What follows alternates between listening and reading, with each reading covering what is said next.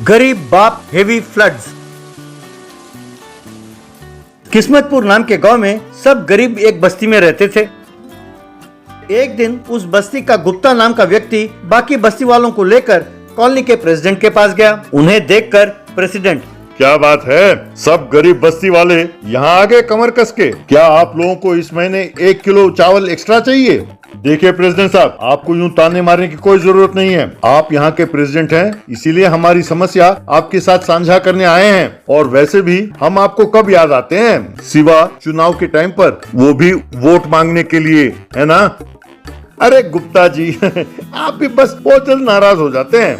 अरे आपके पास वोट है, यानी हमारे सर आपके हाथों में है। अब बताओ करना क्या है, मुझे हुक्म करो। तब गुप्ता की पत्नी राधा, देखिए साहब, सब कह रहे हैं बाढ़ आने वाला है। हमारी बस्ती निचले इलाके में है। अगर बाढ़ आ जाए तो सबसे पहले हमारी ही बस्ती डूबेगी। जरा इसका हल ढूंढिए। तो मैं क्या करूं? जैक लगाकर सारे बस्ती को। गरीब बाप हेवी फ्लड्स।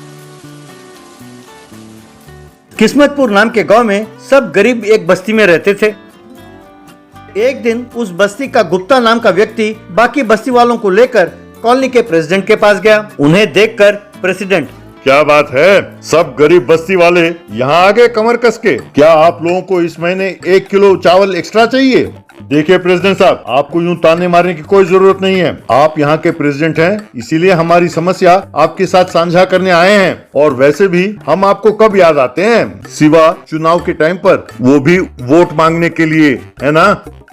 अरे गुप्ता जी आप भी बस बहुत जल्द नाराज हो जाते हैं। अरे आपके पास वोट है, यानी हमारे सर आपके हाथों में है। अब बताओ करना क्या है, मुझे हुक्म करो। तब गुप्ता की पत्नी राधा, देखिए साहब, सब कह रहे हैं बाढ़ आने वाला है। हमारी बस्ती निचले इलाके में है। अगर बाढ़ आ जाए तो सबसे पहले हमारी ही बस्ती डूबेगी। जरा इसका हल ढूंढिए।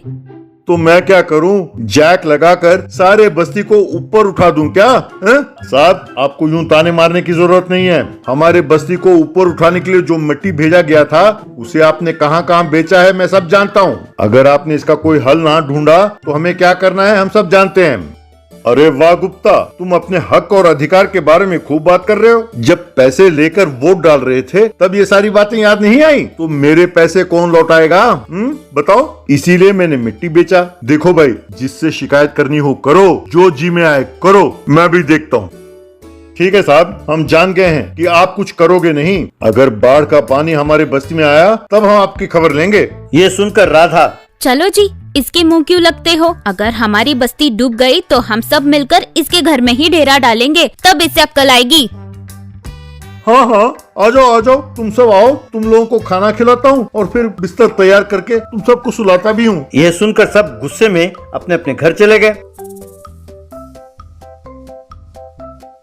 कुछ दिनों बाद तेज बारिश हुई और सारा गरीब बस्ती पानी में डूब गया। सबके घर के अंदर पानी आ गया। ये देखकर गुप्ता अपनी पत्नी से, अरे राधा, घर के अंदर पानी आ गया है, अब क्या करें? मुझसे क्या पूछते हो? थोड़ी देर में पानी और बढ़ जाएगा तो सारा घर डूब जाएगा। अभी पानी में तैर रहे हैं सामान। बच्चों को लेकर किसी ऊंचाई स्थान पर जाते हैं, चलो। बच्चों को एक टोकरी में बिठाकर उस टोकरी को अपने सर पर रखकर गुप्ता अपने पत्नी के साथ चलने लगा। उनके साथ साथ गरीब बस्ती के बाकी लोग भी।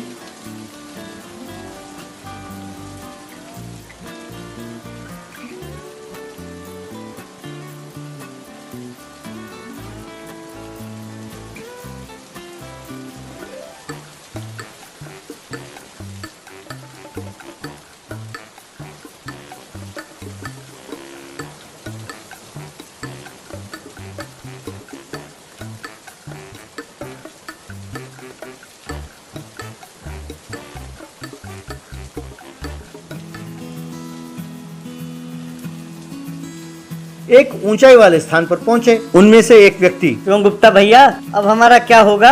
अपने पत्नी और बच्चों के साथ यूं बारिश में भीगते रहे तो हमारा तो काम तमाम हो जाएगा भैया। एक तो बेघर हो गए हैं, ऊपर से बीमार हो जाएंगे। समझ में नहीं आता कि क्या करें।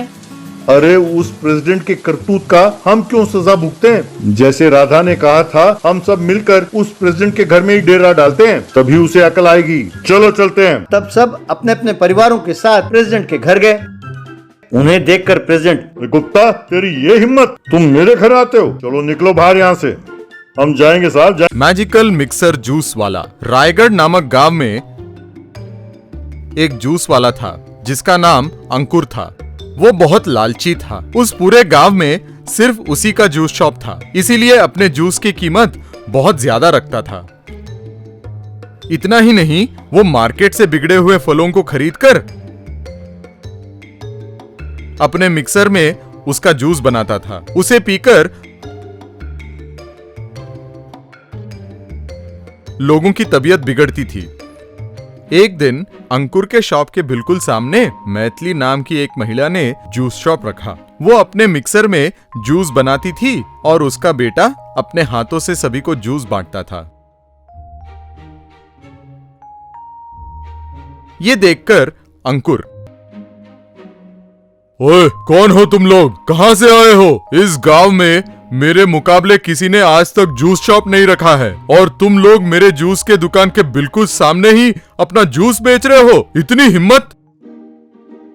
भैया, मेरे पति मर गए हैं। मेरा बेटा पैदाशी गूंगा है। मेरे पास जो थोड़े बहुत पैसे हैं उससे मैंने जोड़कर ये गाड़ी और मिक्सर खरीदा है। ये अच्छा सेंटर है, इसीलिए यहाँ जूस बेच रही हूँ। हम तुम्हारे धंधे में बिल्कुल दखलंदाजी नहीं करेंगे। लोग वहीं जूस पियेंगे जहाँ जूस अच्छा हो, है ना?